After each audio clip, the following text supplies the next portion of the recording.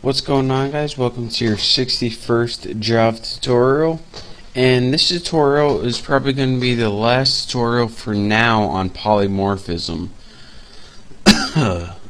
Swine flu. So in the last couple of tutorials I told you guys about the concepts of polymorphism, and I showed you guys how to do some pretty cool stuff with them, but we never really put it into a program, and we never really got to see why this was really useful. So in this program I'm going to show you pretty much the core heart of polymorphism and what you can use it for. So let's go ahead, and in this program I'm going to make a method in each one of these classes that's just going to say, I don't know, I'm going to have like a line for fish that says make a noise.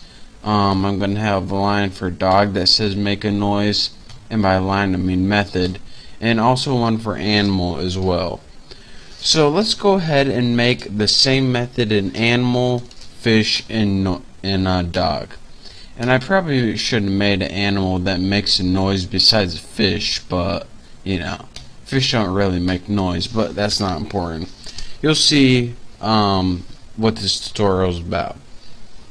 So let's go ahead and make a method in here for animal, and we'll put public void noise. And since animals don't really make a noise, let's just have something on the screen, because this method is actually never going to be called, but I just want to make a method to show you guys it's not going to be called. So system out print line, gotta learn to type, print line, and we'll say like animals don't make noise. And this is pretty much the point of inheritance and why we have this class right here, because fish and dog are each, since they extend this, they can both overwrite this method right here. So let's go ahead and copy this in the fish one. Let's go ahead and put the same method in here. Again, we don't change the name of it, it's just the noise one, but it's coming from the fish class now. And what kind of noise does a fish make? Put like glurp, slurp.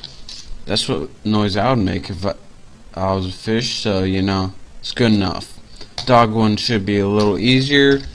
We'll put a method in dog called noise as well, and we'll make this one go rough. Not Russ, rough, right like that.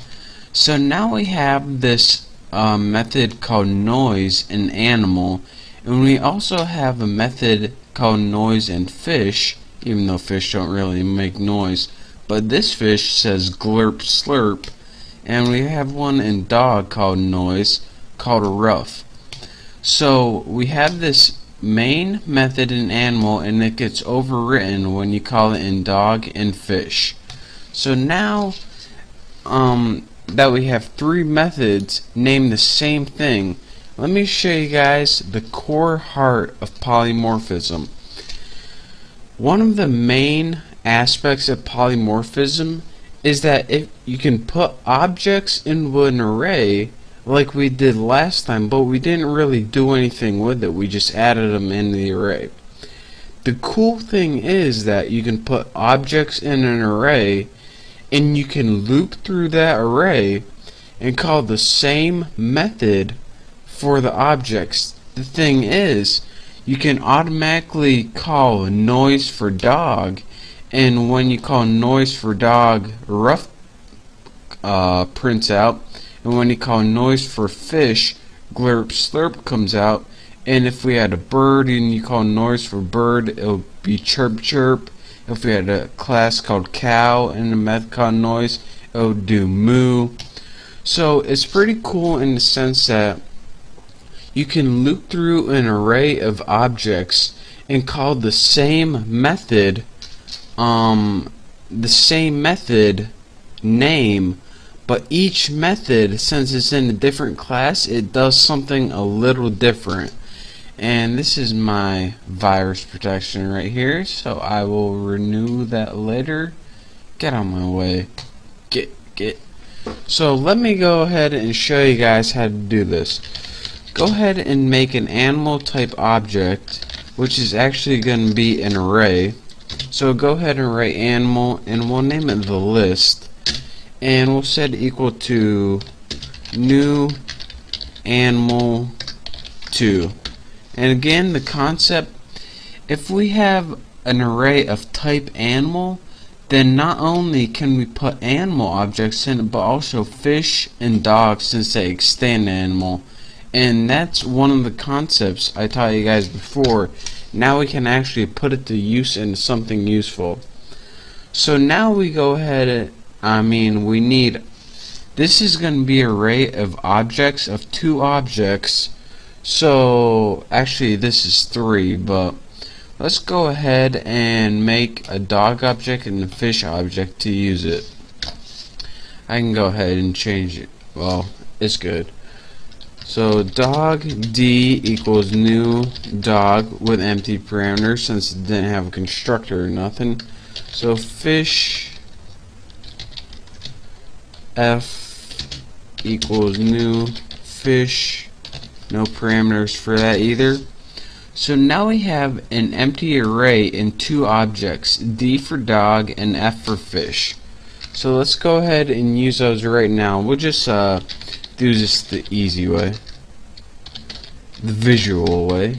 So at index 0, which is the first element, let's just go ahead and set that equal to D for dog, and at the list in the index 1, which is the second element, set that equal to F for fish. Now let me get this out of the way, this is annoying. So now we have an array and we have 2 elements in it, and again, if you watch the last tutorial, you can see that you can populate this array using add method, but this is just a really easy method for demonstration.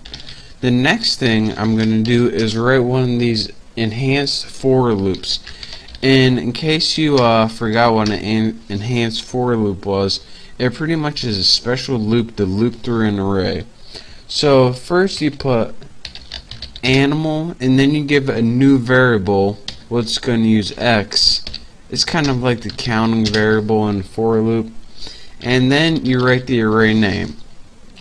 So now it's going to loop through the array, the list, and every time it loops, it's going to treat the index as X.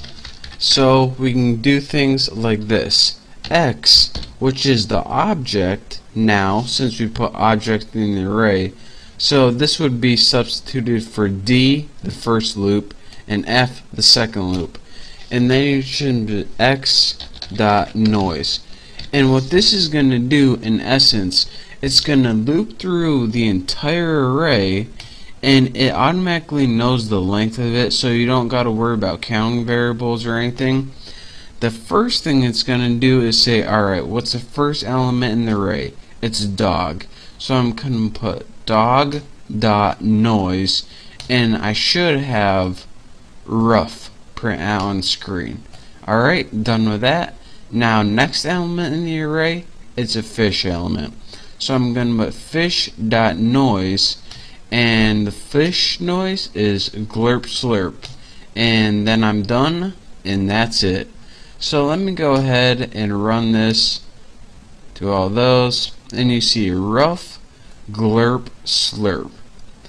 So that, like I said, is pretty much the core essence of polymorphism, in the sense that you can automatically create an array of objects and loop through that array and call each method with the same name in that object, and you don't have to create a bunch of objects. You don't have to be like D dog, F fish.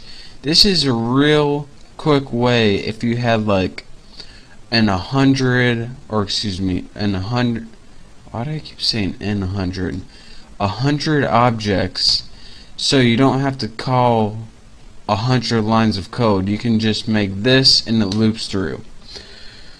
So in the next couple tutorials, I don't feel like doing any more polymorphism because it's kind of annoying, but I needed to teach you guys what like implements and abstract classes were, so that's why I did this, because in the next tutorials we're going to be getting the GUIs more and some awesome visual stuff. So thank you guys for watching this tutorial. Don't forget to subscribe. The next tutorials are going to be awesome. So again, thank you guys, and I'll see you next time.